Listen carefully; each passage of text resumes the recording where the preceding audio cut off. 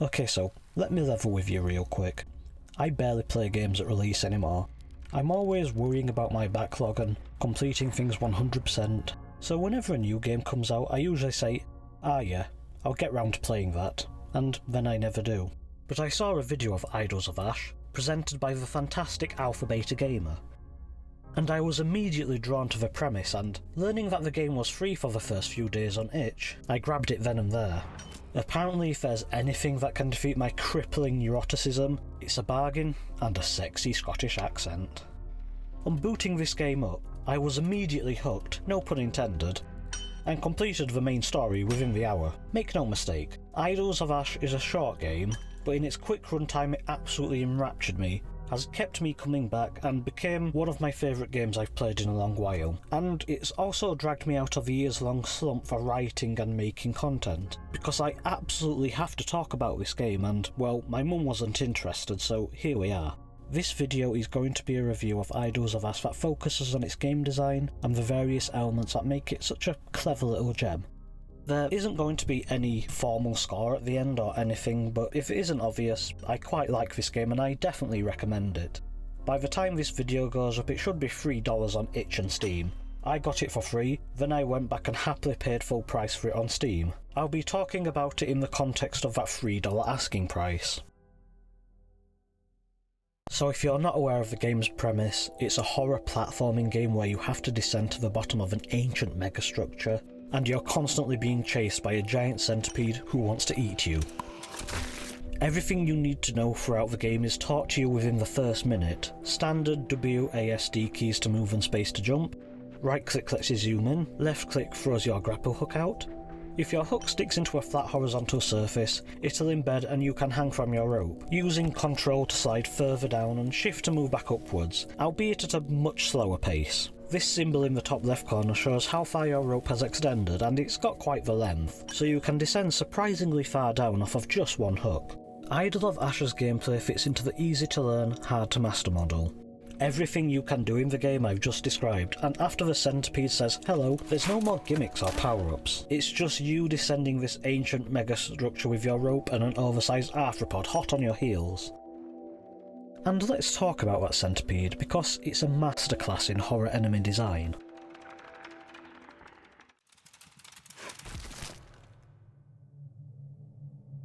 The inclusion of the centipede at all is a genius bit of design work. The climbing game has become a subgenre of its own, with many different takes on the idea. A lot of them aim for a more meditative zen angle where you can relax and take time to plot your route.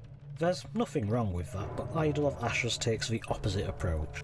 You have very little time to stand still if you don't want to be eaten alive. The centipede provides the perfect motivator for the player to always feel a sense of urgency about their descent, pushing you to take risky jumps and swings, never letting you play as cautiously as you'd like. The sound design on this thing is horrendous, and I mean that in the best way possible. The almost mechanical-like clicking of its many legs through the caverns, putting a tingle in your spine as it has a way of sounding closer than it really is.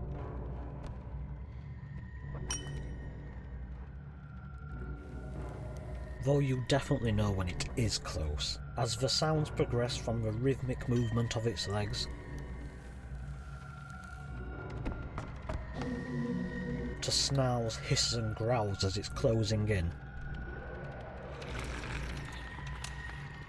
and finally gnashing its mandibles at you when your death is imminent.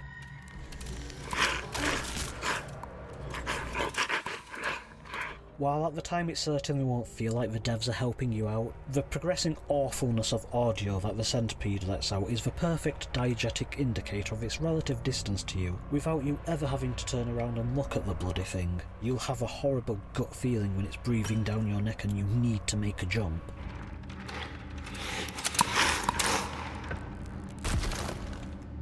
There's only two ways to die in this game: fall to your death, or be munched on by the centipede. These two fail states are in perfect balance with each other, as from moment to moment you're trying to avoid both of these outcomes, but when you're in a bad position, being too cautious to prevent one of them will force you into the other.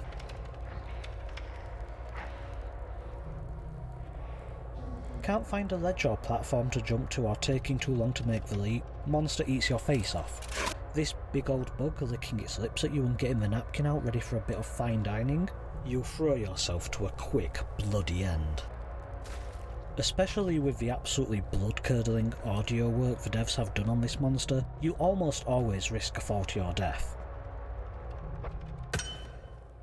Despite a simple set of mechanics and featuring only one enemy, the game never feels repetitive. This is helped in part by its short length, at least for the main story, but there's two aspects of design which carefully ensure the game has legs. I mean, certainly not as many legs as this fella, but enough to keep you coming back. This comes down to two things: the environment, and the way in which the mechanics encourage growth and replayability. For a game all about exploration, the level design is vital, and Idols of Ash creates an interesting mix of gameplay by the way the environment expands and contracts, with how open or narrow your play space is, creating very different moods for the gameplay. You'll have these wide open areas where you'll have to spend some time scouting to figure out the best route down, and maybe take some risky jumps. But in these areas it's easier to create distance between you and the Centipede, as it has to stick to the walls and floors whilst you can sail through the air. You'll often force it to backtrack just to find another path to your location.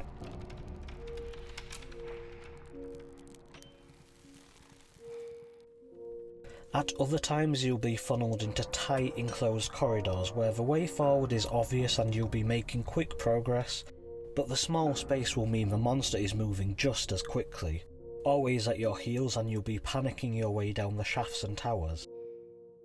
And then there's your personal growth with your toolkit. The grapple rope is an incredibly simple tool, but it just feels good to use. It behaves exactly as you expect, and throughout my time playing, there has never been a time where I felt like my injury or death wasn't my own fault.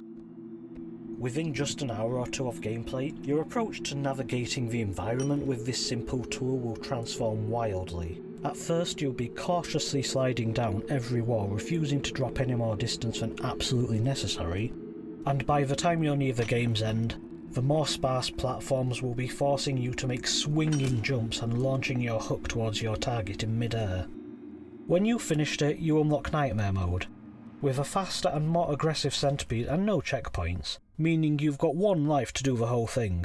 If at first you weren't very good at the game like me, then this might seem overwhelming, but taking the tricks the game forces you to learn in its later sections back to its introduction has you styling all over it.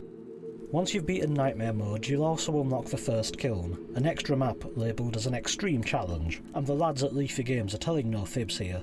To make any progress through this, you'll need to completely master the game's mechanics, turning it into a skydiving sim and keeping your cool whilst up to 5 centipedes want to share you for dinner.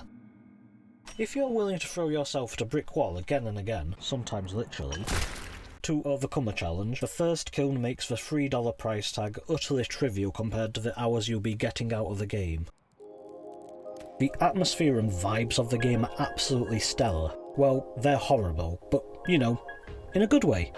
Like every millennial who grew up playing Crash Bandicoot and thinking this spiky-headed dweeb was the epitome of cool, I'm a major sucker for the PS1 aesthetic, and Idols of Ash delivers this in a tantalisingly dark, suffocating package. The dark environments combined with the game's grainy filter and textures can have you looking into the distance, asking if that's the Centipede making its way toward you, or just a bit of ominously shaped masonry.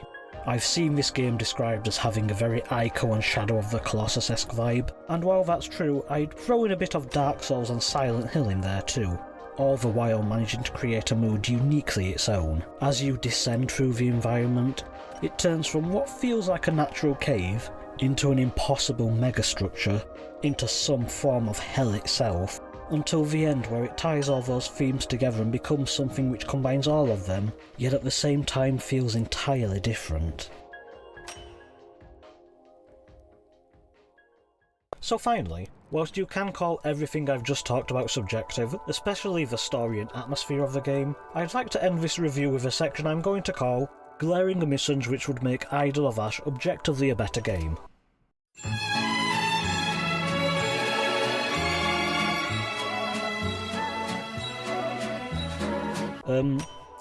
Add like one more checkpoint somewhere kinda near the end. It feels like half the game goes without a checkpoint, and it can be frustrating to replay that part of the game so many times. Nightmare mode is already there as the real challenge, so normal mode can do to be a tiny bit more forgiving.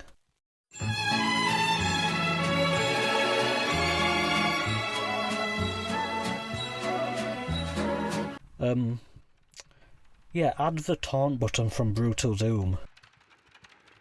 Go fuck yourself!